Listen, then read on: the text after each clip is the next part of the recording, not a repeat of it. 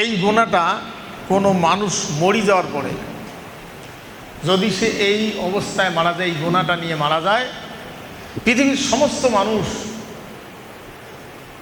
যদি যারা বেঁচে থাকবে তার জন্য যদি দোয়া করে, প্রত্যেক দিন নামাজ পড়ে, দান করে, ওই গুনাহটা মাফ হবে না। সে গুনাহটা নিজকে দুনিয়ায় মাপ নিয়ে সংশোধন হয়ে তওবা করে সঠিক রাস্তায় আসিয়ে চলে যেতে হবে। সেটা হলো শিরকের গুনাহ। শিরকের গুনাহ যদি কেউ কবরে নিয়ে যায়, এটা মাফ হবে না। শিরক কোনটা? আল্লাহ যেটা বোঝে, আব্দুর রহমানও সেটা বোঝে, আব্দুর রহিমও বোঝে, জলিলাও বোঝে, সলিমুদ্দিনও বোঝে।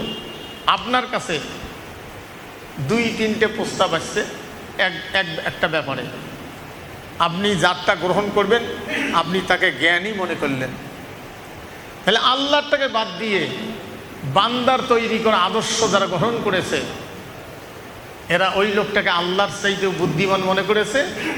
এই লোকটা শিরক করল, মুশরিক। এই জন্য মানবরচিত আদর্শের পাড়ি যারা করেছে, যতই নামাজ পড়ুক, রোজা করুক, এরা মুশরিক, এরা কোনোদিন মাফ পাবে না।